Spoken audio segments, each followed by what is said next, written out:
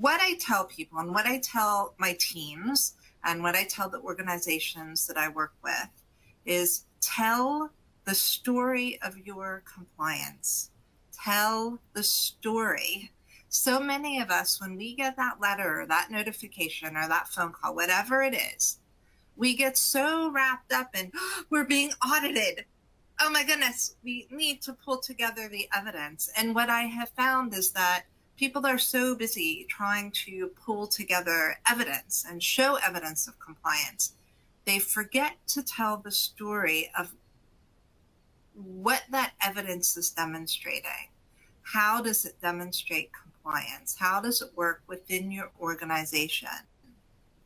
So how do you go about telling the story, right? And some of this, it's going to sound maybe in some ways easier than it really is, but with practice, it really does get a little bit easier. And with some forward planning, the process also gets easier. So I'd say, first of all, you need to appoint a project lead. I've had clients say to me, well, we can just do this thing we call compliance off the side of our desks. No, that's not going to work.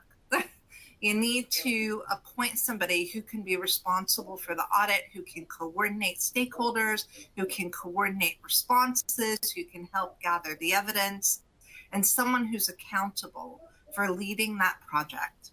You need to really understand the scope of the audit or the investigation or the accreditation. And we'll go through that again, but it's really making sure you understand what is being reviewed, what's under investigation. You need to think about developing your own audit criteria and your own data collection tools. So how are you going to collect the evidence for this audit?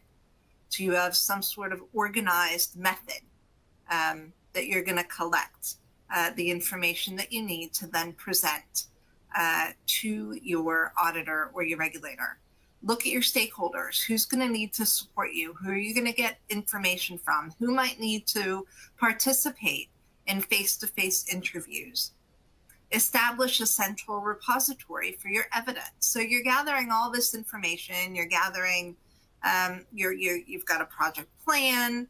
You've got someone who's a project lead. You're identifying your audit criteria. You're getting your evidence together. So where are you keeping all this information? Put it in one place. Start labeling the evidence. Figure out a way to identify what evidence is going to go for which pieces of the audit. What are you showing evidence for? I'd say also gather your evidence strategically. Not every document you have in an organization demonstrates compliance with anything.